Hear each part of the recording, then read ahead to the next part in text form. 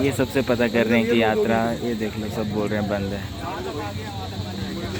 भैया आप वापिस आगे के दर्शन करके आए? बंद कर दिया। आप जाओगे जरूर, एक बार चले जाओ, मतलब बंद हो गया। अपनी सेटिस्फेक्शन के लिए जाए। तो एक बार ही होके आ जाओ ना, वापस भेज दिया उन्होंने, 2 दिन यात्रा नहीं जाएगी। हम सुबह 10 बजे पहुंच गए वापसी। अच्छा 10 बजे के पहुंचे हो फिर भी नहीं। तो ये व्लॉग है हमारी निराशा का कि कैसे हम केदारनाथ से बिना यात्रा के वापस आ गए। तो हमने ट्रिप शुरू किया था 16 को शाम को 4-4:30 बजे के तकरीबन नाहन से, हिमाचल से।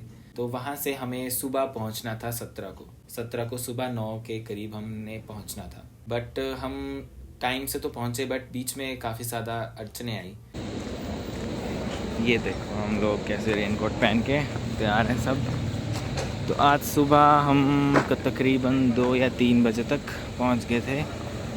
वहाँ पे पीछे कहीं पे वो लैंडस्लाइड्स हो रखी थी पहाड़ काटने की वजह से, तो वहाँ पे रुके थे। पहले वहाँ पे जाम लगा। मौसम ख़राब हो रहा था धीरे धीरे। हमने पहले वैसे मौसम देखा हुआ था 17 का और 18 का और 19 का कैसा है, बट उस टाइम पे सिर्फ 30% ऐसे थे कि बारिश के चांसेस है, सिर्फ उत्तराखंड में ही। तो हमने सोचा कि यात्रा तो हो जाएगी, क्योंकि यात्रा चली रहती है, वो रुकती नहीं है। इतनी कम बारिश है तो कहाँ ही होगी इतनी बारिश। बट मौसम बदल गया आई थिंक हमारे पहुँचते ही वहाँ पे। सोनप्रयाग तो अभी हम जा रहे हैं पैदल, तो अभी हमको पैदल ही जाना पड़ रहा है। तो हम जब वहाँ पे चेंज करके आ गए हैं तो लोग वहाँ से वापस हो रहे हैं, मतलब बोल रहे हैं कि दर्शन ही नहीं हो रहे हैं क्योंकि ऊपर बहुत ज़्यादा बारिश हो रही है, और सबको वापस कर दे रहे हैं। तो हम लोग तो कंफ्यूज हो गए, एक से पूछ रहे हैं दूसरे से पूछ रहे हैं। तो हमारा तो बिल्कुल ही मूड डाउन हो गया कि क्या हो रहा है ये। हम इतनी मुश्किल से आए और यहाँ पे आके बोल रहे हैं कि कोई जा ही नहीं सकता, अब सबको रोक दे रहे हैं, सबको वापस भेज रहे हैं। सारी गाड़ियाँ वापस जा रही थी ऑलमोस्ट। तो अब भी हम जा रहे हैं सोनप्रयाग पता करने की अभी रजिस्ट्रेशन हो रही है कल के लिए। आज के लिए तो बोल रहे हैं कि बंद हो गई है,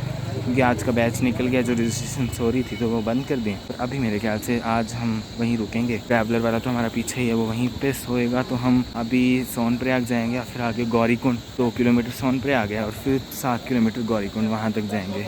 तो फिर वहाँ पे हमें पता लगेगा रजिस्ट्रेशंस कैसी होंगी। तो अब पहले तो बारिश लगी हुई थी अभी, तो अब तो रुक चुकी है बारिश। तो अभी हम चल पड़े और ये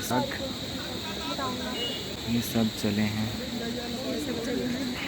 सब हताश थे कि यात्रा रुक जाएगी। सीतापुर में जो सोनप्रयाग से 2 किलोमीटर पीछे है, क्योंकि वहाँ पे काफ़ी ज़्यादा ट्रैफिक था 2 किलोमीटर तक का। बिल्कुल लाइन लगी हुई थी आगे सोनप्रयाग तक। तो हमें वहाँ पे रुकना पड़ा सीतापुर में। हमने सोचा यहीं पे अभी चेंज वगैरह कर लेते हैं, आराम से थोड़ी देर बाद जाएंगे ऊपर यात्रा के लिए स्टार्ट करने के लिए। हमने रूम्स ले लिए हमने। तो हमें एक रूम पड़ा 400 रुपये का उस टाइम, 2 घंटे के लिए चेंज वगैरह करने के लिए। ऐसे वो बोलते हैं अगर रात को स्टे करना है तो आपको 2500 का एक रूम पड़ेगा, जो कि कहते कि जितने ज़्यादा लोग आएंगे, जितने ज़्यादा यात्री होंगे, मतलब ट्रैवलर्स जितने ज़्यादा होंगे, जितनी ज़्यादा भीड़ होगी, उतना ही ज़्यादा रेट बढ़ेगा। मतलब जितना बढ़िया सीज़न चलेगा उतना ही बढ़िया उनका रेट ज़्यादा होता जाएगा। तो 2500 रुपये का रूम बोल रहे थे, बट हमने तो उस टाइम सुबह का ही हमें यूटिलाइज़ करना था टाइम, तो हमने चेंज वगैरह किया और ब्रेकफास्ट के लिए आ गए उन्हीं की शॉप में।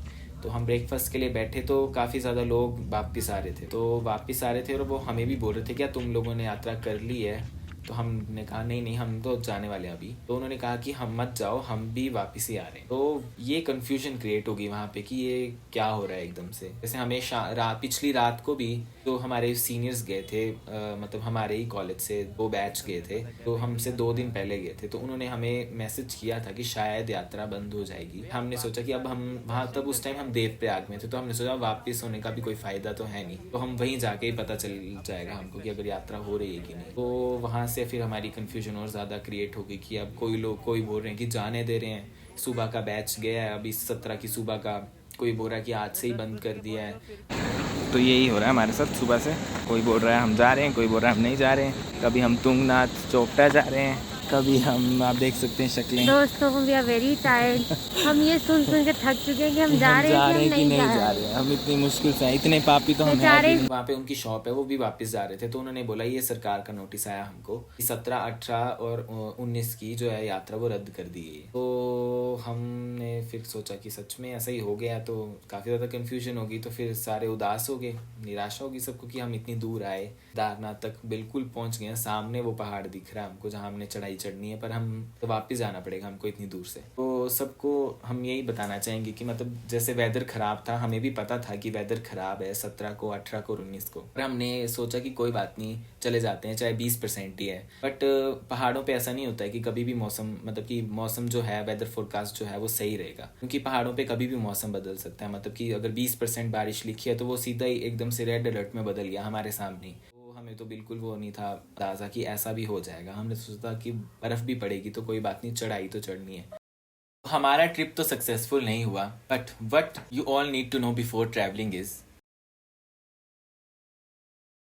Best time to visit Kedarnath is. वैसे तो हर साल जो है अलग अलग टाइमिंग्स पे द्वार खुलते हैं वहाँ पे जो मंदिर के हैं। जैसे इस साल जो है वो शिवरात्रि पे 11 मार्च को 2021 को खुले थे, वो 6 नवंबर तक खुले रहेंगे। बट बेस्ट टाइम मंथ है विजिट करने का वो मई से जून और सितंबर से अक्टूबर के बीच में है, क्योंकि फिर रेनफॉल हो जाती है उसके बाद जून के बाद, और सितंबर के बाद अक्टूबर के बाद जो बर्फ पड़ना शुरू हो जाती है, तो फिर वो टाइमिंग्स अच्छी नहीं रहती।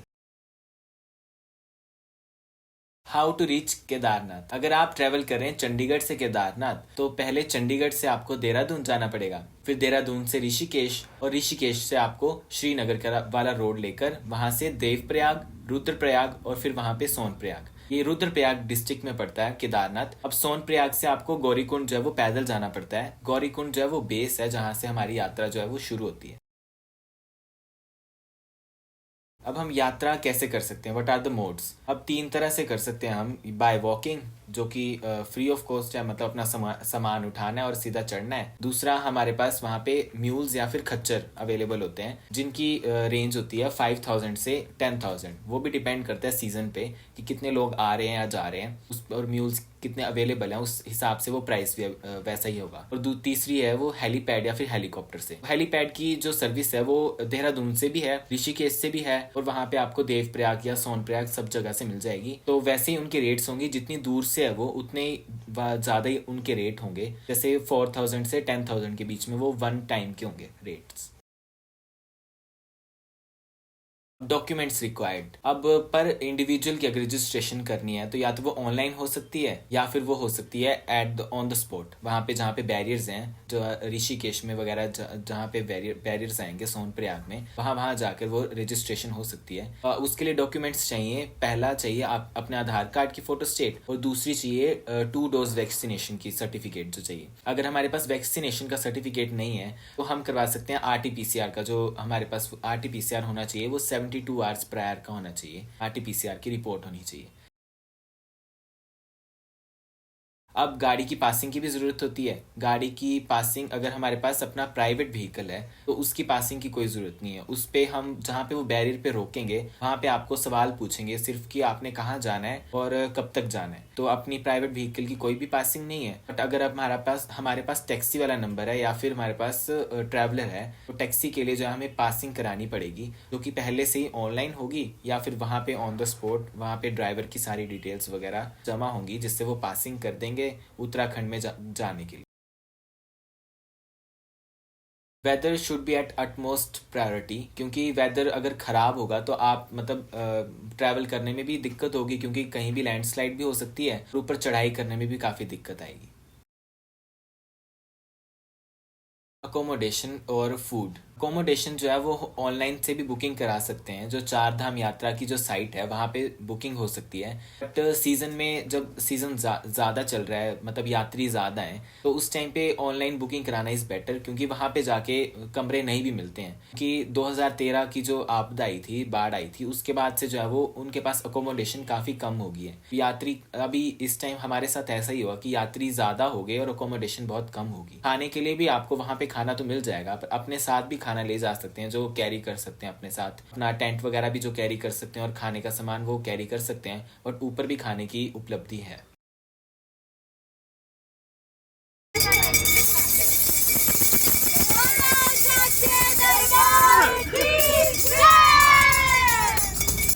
तो मैं चल पड़े हम मतलब इतने सारे सामान के साथ, बाकी कीर्तन वगैरह की तैयारी के साथ भी पूरा ही चल रहे हैं हम। ये देख सकते हैं आप, जैसे ढोलक भी लिए, साथ में बजाने वाले भी लिए। अब मैं जाऊंगा पारिश के रूम ताकि बाकी सबको कलेक्ट कर सके वहाँ से, और फिर साथ में ही चलेंगे। तो हम चल पड़े केदारनाथ। ये हमारी पैकिंग हो चुकी है, और ये देख सकते हैं आप पारिश की पैकिंग, और ये हमारी ट्रैवलर है। अभी हम कितने बज रहे हैं? 4:30 बज रहे हैं। तो हम कल सुबह पहुँचेंगे 7 या 8 बजे तक गौरीकुंड। तो देख सकते हैं आप अंदर सब, ये हमारी ट्रैवलर, ये सामान अंदर रखना है भैया, और बाकी अनन्या आ चुकी है, और सुमित भी है। मतलब ये कि अब मिट्टी में गंदा हो जाएगा। हम 10 लोग हैं। तो हम शेरे ढाबे में हैं, जहाँ पे बहुत ही बेकार अच्छा खाना, हमें आप प्लेट खानी पड़ी, खा रहे थे। तो यहाँ पे वेटर भी लताड़ देने पड़े अपनी सीट पे वापस।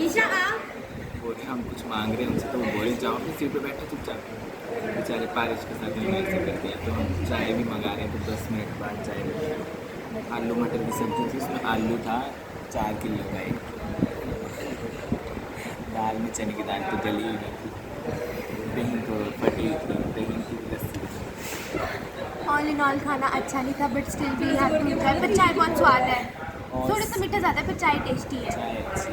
सेठ जी तो कब से वेट कर रहे हैं, कब बिल फाड़ू में आई मेरे लोग बच्चे हैं, तो क्या बोला, ये तो बड़ा ही फटाई। अरे हम सब फोटोज खींच रहे हैं, अब हम थोड़ी देर में निकल जाएंगे यहाँ से। फिर हम कुछ 12 घंटे जाएंगे, तो फिर हम कहाँ पे पहुँचेंगे? गौरीकुंड पे पहुँचेंगे। That is a cold water city.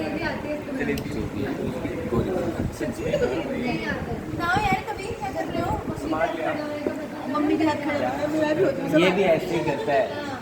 इसकी मम्मी बोलती है ईशा सुन, इसकी मम्मी बोलती चाय पिला दे अपने दोस्तों को, लारी इसको बना दे, बनाई दी। पूछ रहा है कितनी पत्ती डालूं, जैसे हो रहा था। और बंदा बोल रहा था ढाबा को लेके हम एक रियलिटी सुनाई दे रहा सब। हमारी ट्रिप सारी स्पॉन्सर ही दोनों करेंगे, उसकी बात की। अंत से बड़ी निराशा और सुकून न कोई। निराशा तो है क्योंकि उस अंत के सुकून की प्राप्ति न हुई। बस हमारे सब्र की परीक्षा है, कोई भ्रम नहीं जो द्वार से वापस जा रहे हैं। बस हमारे सब्र की परीक्षा है और कुछ नहीं। सब्र करो किस बात का चढ़ा जुनून है, सब्र करने वाले से पूछ, सब्र करने वाले से पूछ उसकी ज़िंदगी में कितना सुकून है।